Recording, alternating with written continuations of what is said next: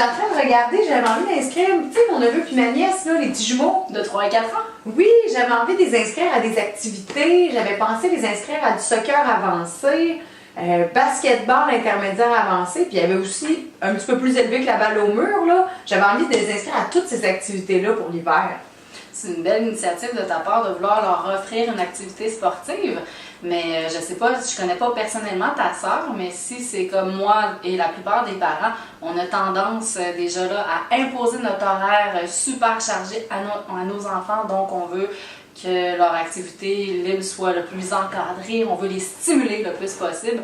Donc souvent on oublie que les enfants ont aussi besoin de bouger librement. OK, mais souvent tu parles du jeu actif, est-ce que ça aurait un lien? C'est quoi le jeu actif? Tout à fait, le jeu actif, pas besoin d'être un spécialiste de l'activité physique pour permettre à l'enfant d'avoir un jeu actif. Tout simplement, toute activité ludique qui entraîne un mouvement chez l'enfant est un jeu actif. OK, puis quand je pense à ça, l'autre fois j'ai vu le terme jeu libre. Est-ce que tu peux m'expliquer c'est quoi? Oui, ça aussi c'est un terme qu'on voit de plus en plus souvent, mais c'est aussi simple que le jeu actif. Le jeu libre, c'est lorsque l'enfant initie lui-même l'activité. Donc aussi, il y a une règle, c'est qu'il n'y a pas de règle. Donc pas de limite de temps, pas de règle à suivre. OK, puis à ce moment-là, moi j'accompagne mon petit-neveu, ma petite-nièce. C'est quoi mon rôle? Qu'est-ce que je fais comme adulte pour les accompagner dans leur jeu libre? Bon, on n'est pas habitué à ça, on veut tout le temps s'impliquer dans les activités de nos enfants. Beaucoup. Mais lorsqu'on a un jeu libre, c'est aussi simple que de permettre le meilleur environnement possible à nos enfants. Donc un environnement stimulant qui permet de nombreuses expériences variées. Et puis en plus, on peut en profiter. Au Québec, on a 4 saisons. Oui, tout à fait. Juste aller jouer dehors avec notre climat qu'on a, c'est gagnant. Aussi, qu'est-ce qu'on peut faire? On peut en profiter pour les observer.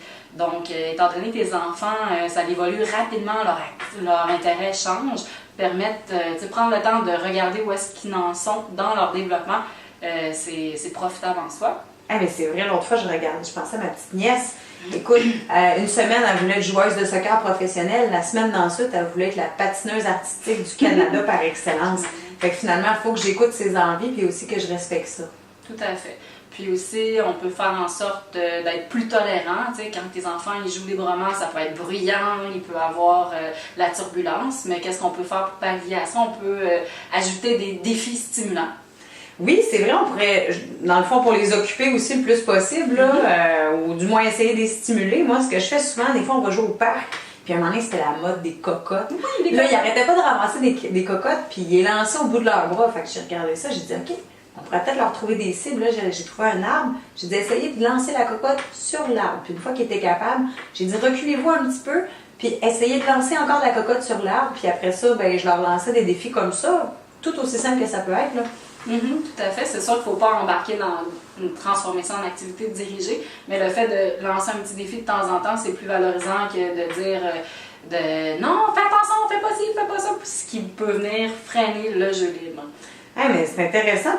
J'imagine que je les félicite tout le temps. Est-ce que c'est correct? Parce que ça fait du renforcement positif, là. Effectivement. Hey, ben là, tu me donnes envie de laisser libre cours à leur imagination. En plus, ça va être gratuit, c'est plaisant, puis ça va être bon pour leur développement. Yes!